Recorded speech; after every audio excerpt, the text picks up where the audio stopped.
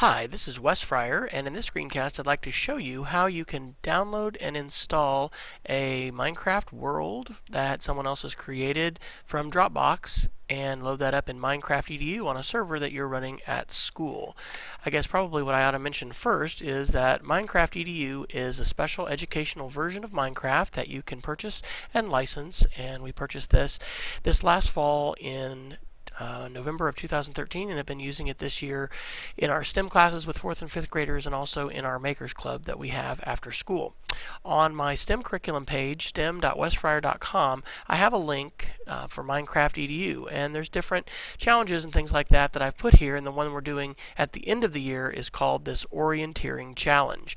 And so when you click this link to download this via Dropbox, you get the Dropbox link and you can click download, and I've actually gone ahead and downloaded that here to my computer, and I'll be showing this on a Dell computer, but you can certainly do this on a Macintosh as well. You're going to want to open up this file and uncompress it. So I'm just going to drag this to my desktop. So it's going to copy that folder, which is about 40 megabytes compressed, and it looks like it's going to be about 60 or 61 megabytes when it's uncompressed, and we're going to move that to our desktop, and then we're going to move that into the proper folder on our computer. So I'm going to go ahead and launch the MinecraftEDU launcher, and the students, when they run this, are going to be in the client mode, but you're going to click Start the MinecraftEDU Server Tool, and then you've got a bunch of options. Now there are lots of world templates that have been created by other people, and I might actually submit this one to this library, but I haven't yet, and so you've got to be able to log in, and then you can load these right here from the library. But this is a little bit different because this is not shared. This is just a file that we've downloaded from the internet. So I'm going to go ahead and click Open here on the Server tool, and I'm going to say Open the Maps folder. And now this has opened up my MinecraftEDU Maps folder, and when I open up Saved Worlds, these are all the saved worlds that I've used before. And so what I'm going to do is drag this orientation challenge now into Saved Worlds, so it's going to be there, and I actually think I have to quit the server tool and then open it up again for it to refresh and for it to be available.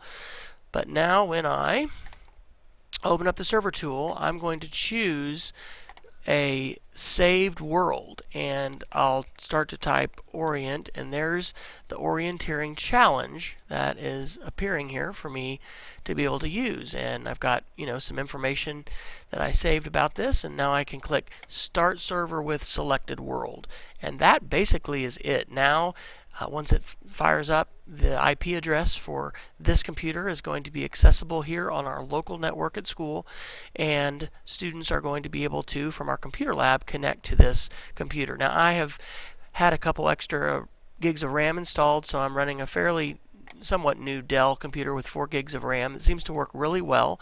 This is the IP address, and so now it's ready. I can click on World Settings, and I've got this set for survival with night and animals, but I don't have monsters turned on for this orientation challenge. That'll be a little bit too distracting for students, and this is a challenge for students to navigate using coordinates in the Minecraft world. And with player settings, I do allow them surfacing and building. I definitely don't have PvP, which is students being able to attack each other, and I'll just go with these settings. When I built this world, I'll mention I did change this to creative mode, but when you save a world, it'll save the features that you've got enabled or disabled, and I found that these features work well for this particular challenge. So I hope that information is helpful to you. Again, if you're interested in accessing that resource, you can go to stem.wesfryer.com and just click the sidebar link here for MinecraftEDU, and some of this may have changed by the time you take a look at it, because I'll be continuing to add additional Minecraft resources as well as other STEM resources here. And if you have any feedback on this, I would love to hear from you. You can follow my STEM class, which is just IES STEM, on Twitter, or my user ID on Twitter is WFryer. Thanks a lot, and good luck.